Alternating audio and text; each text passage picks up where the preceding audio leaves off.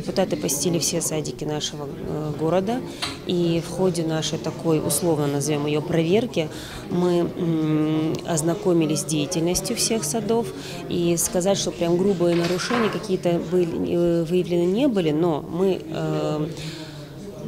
все проследили, что есть определенные, очень порой однотипные проблемы в садах.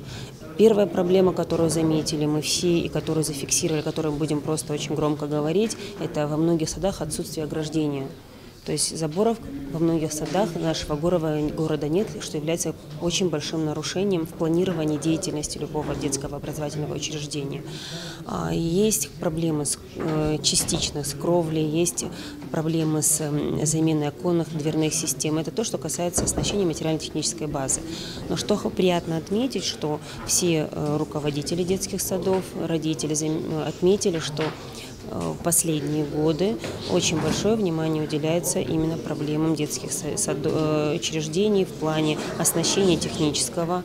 Во многих наших садах есть новая мебель, заменена кровля.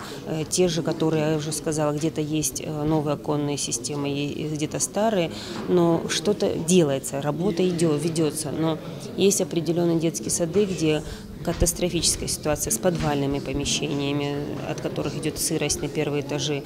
Есть сады, у которых все замечательно, претензий никаких, даже больше скажу, они как образцовые сады идут. А есть сады, допустим, у нас в Балте есть сад, который наш депутат, посетив этот сад, приехал в большом таком не раздражении, а негодовании, что надо этому саду очень много внимания уделять. На Тамаева 106-й сад тоже в не очень хорошей ситуации.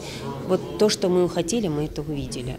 И сейчас вместе с администрацией, естественно, будем прилагать максимум усилий, чтобы ближайшие наши планы были связаны именно с реализацией этих проблем.